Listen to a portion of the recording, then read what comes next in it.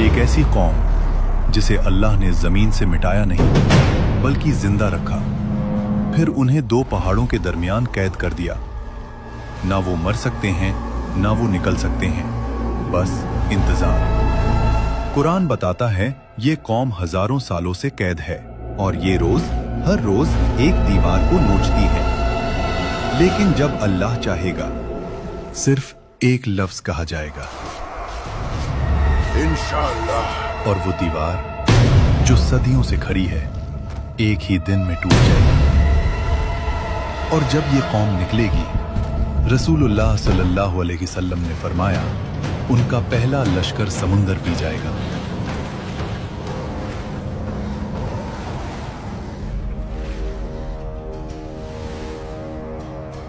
और जब आखिरी लश्कर गुजरेगा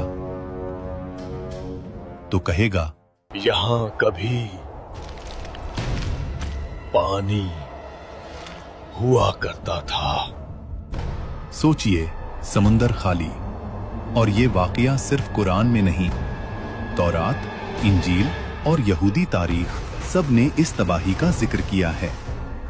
ये कौम है याजूज माजूज, एक ऐसी कौम जो एक बंद दीवार के पीछे कैद है, जो रोज उस दीवार को चाटते हैं, तोड़ना चाहते हैं और फिर कहते हैं,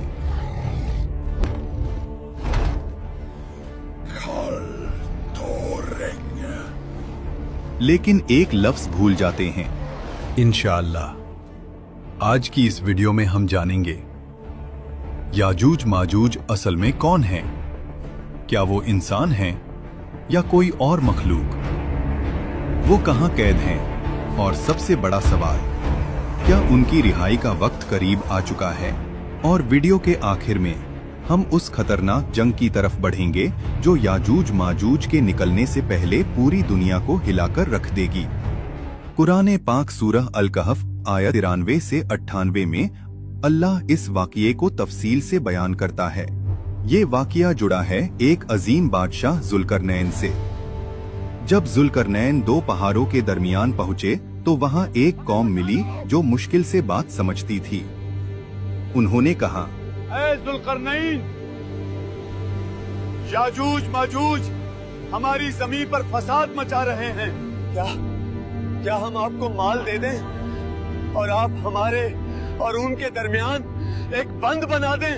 जुल्करनैन ने जवाब दिया, जो कुछ अल्लाह ने मुझे दिया है वो तुम्हारे माल से बेहतर है, बस मेरी मदद करो।